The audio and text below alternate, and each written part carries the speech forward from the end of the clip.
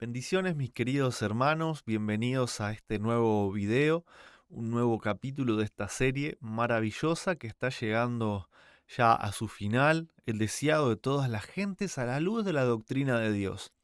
Analizamos durante estos 87 capítulos que dura la serie, estamos ahora por el 82, el libro que escribió la escritora Elena G. de White, donde relata toda la vida de Cristo acá en la tierra como ser humano desde su nacimiento hasta su ascensión, y nos hemos gozado en encontrar tantas perlas maravillosas donde hemos resaltado toda la parte doctrinal que nos habla sobre el conocimiento de Dios y de su Hijo amado. Hoy no será la excepción, por eso los invito a que podamos entrar en la lectura. Es un capítulo cortito, pero no por eso deja de tener verdades preciosas, ¿no es cierto? Y la historia cuenta que empieza contando, mejor dicho, sobre las mujeres que habían estado al lado de la cruz, ¿no es cierto? Todas las mujeres que eran seguidoras de Cristo, ¿no? María Magdalena entre ellas, por ejemplo. Y que el primer día de la semana estaban prestas para ir a ungir al Señor, o al cuerpo del Señor, mejor dicho, con especias y perfumes, y se dirigían hacia la tumba, cada una desde el lugar de donde estaban, no todas del mismo lugar, y mientras caminaban, obviamente se iban preguntando quién va a mover la piedra para que podamos ungir a nuestro Señor. Sin embargo, cuando llegan, ven que la piedra ya estaba movida y la tierra tembló ante ellas, ¿no es cierto? Y vieron una gloria que no provenía del sol, era una luz diferente, ¿no es cierto? Y la primera que llegó fue María Magdalena y lo primero que atinó a hacer fue salir corriendo para ir a avisarle a los discípulos lo que había pasado. Ella en su mente creyendo que se habían robado el cuerpo. Ella no podía entender las palabras de Jesús cuando les había hablado de que él iba a resucitar al tercer día. Pero cuando llegan las otras mujeres, una luz resplandecía adentro de la tumba, pero el cuerpo del Señor no estaba allí. Y aparece un ángel con forma humana, ¿sí? Dice un joven vestido de ropas resplandecientes. Y era el ángel que había apartado la piedra, ¿no es cierto? Y para no espantar a las mujeres, había tomado esta forma humana y les dijo, no temáis vosotras, porque yo sé que buscáis a Jesús, que fue crucificado. No está aquí, porque ha resucitado como dijo. Venid, ved el lugar donde fue puesto. Entonces las mujeres vieron, ¿no? Que estaba todo vacío, que estaban solamente las vendas. Y había otro ángel adentro, ¿no? Que les dice, ¿por qué buscáis entre los muertos al que vive? No está aquí, mas ha resucitado. Acuérdense de lo que os habló cuando aún estaba en Galilea. Es menester que el Hijo del Hombre sea entregado en manos de los hombres pecadores y que sea crucificado y resucite al tercer día. Estos ángeles les recordaban, ¿no es cierto?, a las mujeres las palabras que Jesús mismo les habían dicho. Y a diferencia de María Magdalena, ahora ellas salen con un mensaje de mucha esperanza y alegría, ¿no? Ha resucitado, gritaban. El Salvador está vivo, no está muerto. Y María, bueno, no había llegado a oír estas buenas nuevas, ella había llegado primero, no vio a los ángeles, entonces fue a Pedro y a Juan con este mensaje, ¿no? Se han llevado a nuestro Señor. Y Pedro y Juan se apresuraron, corrieron hasta la tumba, Pero cuando llegaron, vieron todo como María Magdalena les había dicho, ¿no es cierto? Vieron los sudarios, las vendas con las que había sido envuelto Cristo, perfectamente doblados, cada uno en su lugar. Y dice que Juan creyó. No comprendía todavía las escrituras, pero recordó las palabras que el Salvador había predicho su resurrección, ¿no es cierto? Nos cuenta también el detalle de que Cristo mismo dobló todas esas vendas y esos lienzos, ¿no? Que un ángel fue quien lo desató, pero después fue él mismo quien dobló todo eso para enseñarnos de que él se ocupa absolutamente de todo, de todos los detalles, hasta por más pequeño que sean, ¿no? Y eso es una enseñanza para nosotros. María había seguido a Pedro y a Juan, pero cuando Pedro y Juan volvieron, ella se quedó ahí y, y esta vez sí aparecieron los ángeles para ellas y le preguntaron, ¿por qué lloras? Y ella responde, ¿no? Porque se han llevado a mi Señor y no sé dónde le han puesto. Entonces ella se aparta hasta de los ángeles y, bueno, acá vamos a leer, ¿no?, lo que dice. Se apartó hasta de los ángeles pensando que debía encontrar a alguien que le dijese lo que habían hecho con el cuerpo de Jesús. Otra voz se dirigió a ella. Mujer, ¿por qué lloras? ¿A quién buscas? A través de sus lágrimas, María vio la forma de un hombre y pensando que fuese el hortelano o el jardinero, ¿no? Dijo, Señor, si tú lo has llevado, dime dónde lo has puesto y yo lo llevaré. Si creían que esta tumba de un rico, la de José de Arimatea, ¿no?, era demasiado honrosa para servir de sepultura a Jesús, ella misma proveería un lugar para él. Había una tumba que la misma de voz de Cristo había vaciado, la tumba donde Lázaro había estado. ¿No podría encontrar allí un lugar de sepultura para su Señor? Le parecía que cuidar de su precioso cuerpo crucificado sería un gran consuelo para ella en su pesar. Pero ahora, con su propia voz familiar, Jesús le dijo, María. Entonces supo que no era un extraño el que se dirigía a ella, y volviéndose vio delante de sí al Cristo vivo. En su gozo se olvidó que había sido crucificado. Precipitándose hacia él como para abrazar sus pies, dijo, Raboni. Pero Cristo alzó la mano diciendo, no me detengas, porque aún no he subido a mi Padre, mas ve a mis hermanos y dile, subo a mi Padre, a vuestro Padre, a mi Dios y a vuestro Dios. Y María se fue a los discípulos con el gozoso mensaje. Recuerdo los capítulos anteriores, la crucifixión, consumado es, y la verdad es que uno derrama lágrimas a causa de leer, ¿no es cierto?, y de imaginarse todo ese momento. Pero ahora inconscientemente no puedo dejar de sonreír porque puedo, en una pequeña medida, puedo sentir eso que sentía María Magdalena y la verdad es que es difícil no poder sonreír con el corazón al encontrar al Señor vivo, ¿no es cierto? Pero fíjense la parte doctrinal, ¿no es cierto?, de esta cita. Jesús les dice, subo a mi Padre. Eso habla de la relación entre el Padre y el Hijo, ¿no? Una filiación real de Cristo. Cristo realmente es el Hijo de Dios y Dios el Padre es realmente un Padre. Pero después de eso dice, a mi Dios y a vuestro Dios. Jesús mismo está declarando que el Padre también es su Dios. Y es por eso que la Biblia dice en 1 Corintios 8, 5 y 6, que aunque haya muchos dioses y muchos señores, tanto en el cielo como en la tierra, ¿sí?, a Jesús la Biblia lo llama Dios.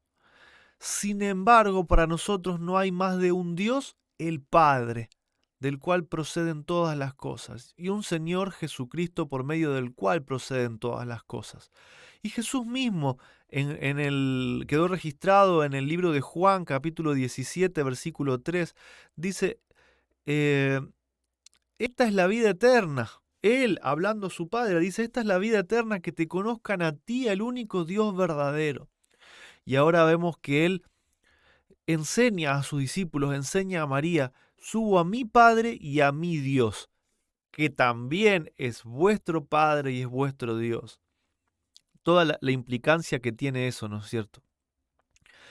Y explica, ¿no es cierto?, que Jesús se negó a recibir el homenaje de los suyos, no porque haya tenido una actitud fría e indiferente, ¿no?, sino que hasta tener la seguridad de que su sacrificio era aceptado por el Padre.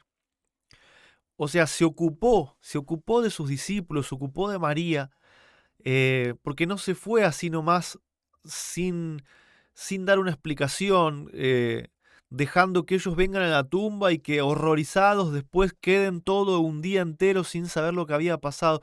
Él se quedó ahí después de resucitar por sus discípulos, para explicarles. Y en cuanto pudo hacerlo, ascendió al cielo a ver que su sacrificio había aceptado por el Padre, ¿no es cierto? Ascendió a los atrios celestiales, y de Dios mismo oyó la seguridad de que su expiación por los pecados de los hombres había sido amplia, y de que por su sangre todos podían obtener vida eterna.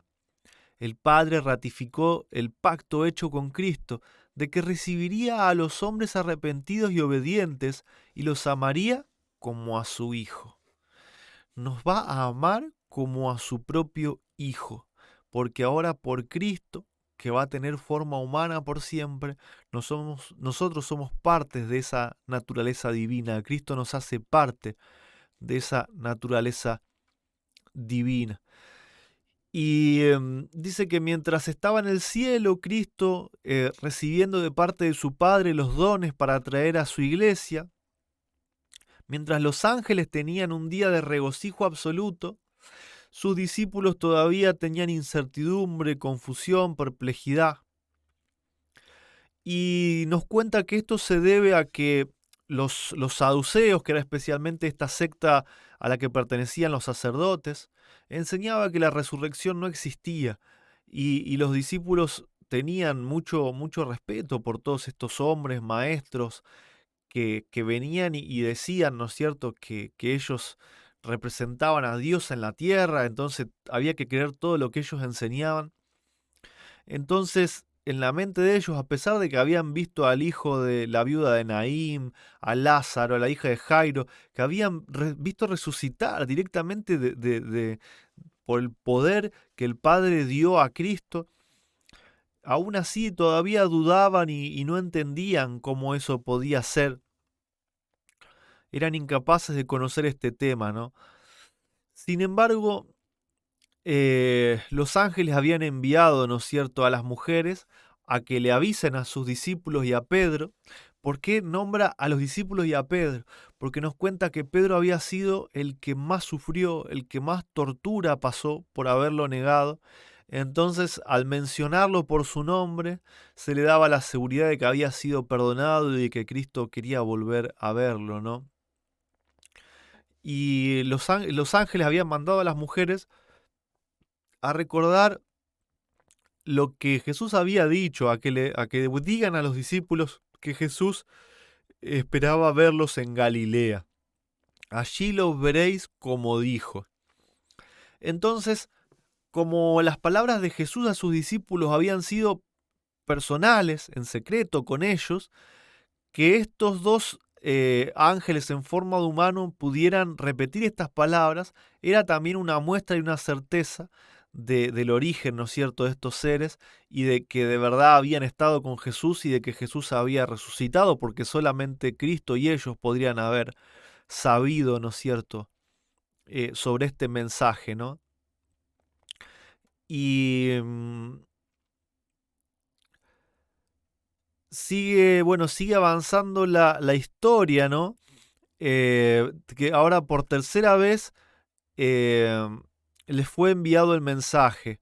Jesús apareció a las otras mujeres también diciendo, salve, y ellas se llegaron y abrazaron a sus pies y adoraron. Y Jesús les dice, no temáis, id y dad las nuevas a mis hermanos para que vayan a Galilea y me verán. Entonces, tanto de parte de los ángeles, como de Jesús a María, como de Jesús a las otras mujeres, 3 veces ahora tenían esa seguridad de que Jesús había resucitado y que los quería encontrar en Galilea, ¿no? La primera obra, fíjense cómo esto nos habla del carácter de Cristo, ¿no? Que Él venía a representar el carácter de Dios. La primera obra que hizo Cristo en la tierra después de su resurrección consistió en convencer a sus discípulos de su no disminuido amor y tierna consideración por ellos, para probarles que era su Salvador vivo, que había roto las ligaduras de la tumba y no podía ser ya retenido por el enemigo, la muerte, para revelarles que tenía el mismo corazón lleno de amor que cuando estaba con ellos como su amado Maestro, les apareció vez tras vez. Quería estrechar aún más alrededor de ellos los vínculos de su amor. Como mencionábamos antes, ¿no? Jesús se podría haber ido, podría haber visto a su Padre, estaría seguramente ansioso y gozoso de ir al cielo, pero sin embargo su amor por sus discípulos era tan grande que los demostró quedándose hasta que ellos hubieran entendido el mensaje. Y muchos pueden decir que, bueno, Jesús vino y que era totalmente tierno, misericordioso acá en la tierra, pero seguimos creyendo en un Dios Padre que en realidad es mucho más estricto, que es duro, que castiga. Sin embargo, vemos cómo hasta después de la resurrección, Cristo sigue vindicando el carácter del Padre, sigue demostrando lo que es el amor y la misericordia del Padre, ¿no? Y lo primero que también sucede cuando Cristo asciende al cielo, después de ser aceptado su sacrificio, es que de parte del Padre, Cristo recibe los dones para la iglesia, ¿no es cierto? Y se sigue, ¿no es cierto?, relatando todo lo que es la incertidumbre de los discípulos, tratando de asimilar las palabras de Jesús, y empezaron a recordar, ¿no es cierto?, algunas de ellas, ¿no? Pero bueno, cuenta que después de la muerte de Jesús ellos mismos temían también ser muertos, entonces se fueron al aposento alto y trancaron las puertas, ¿no? Pero después poco a poco en su corazón empezaron a recordar estas palabras, ¿no? Ellos decían, esperábamos que Él era el que había de redimir a Israel, y esto habla del desconsuelo, ¿no? Del corazón abatido. Pero recordaban las palabras, si en el árbol verde hacen estas cosas, en el seco, ¿qué se hará? Y cuando podrían haber estado regocijándose en el conocimiento de un Salvador resucitado, en realidad era todo pena, ¿no es cierto? María también había estado llorando en ese mismo momento, cuando Jesús estaba cerca de ella. O sea, ni los discípulos reconocieron a Cristo resucitado a pesar de los mensajes, ni María que estaba cerca había reconocido a Cristo tampoco. No creyeron en un principio en el mensaje de los ángeles ni en el mensaje de Cristo. ¿Y qué nos dice esto? Que nosotros podemos repetir esta misma actitud. ¿Cuántos están haciendo todavía lo que hacían estos discípulos? ¿Cuántos repiten el desesperado clamor de María? Han llevado al Señor y no sabemos dónde lo han puesto. ¿A cuántos podrían dirigirse las palabras del Señor? ¿Por qué lloras? ¿A quién buscas? Y esto quiere decir que nosotros en nuestra vida no reconocemos a Cristo. En nuestros problemas, en nuestra tristeza, creemos que Cristo está en el cielo y que se desentendió de nosotros. Sin embargo, acá la sierva de Dios dice, está al lado de ellos, pero sus ojos, cargados por las lágrimas, no lo ven. Les habla, pero no lo entienden. Ojalá que la cabeza inclinada pudiese alzarse, que los ojos se abriesen para contemplarle y que los oídos pudiesen escuchar su voz.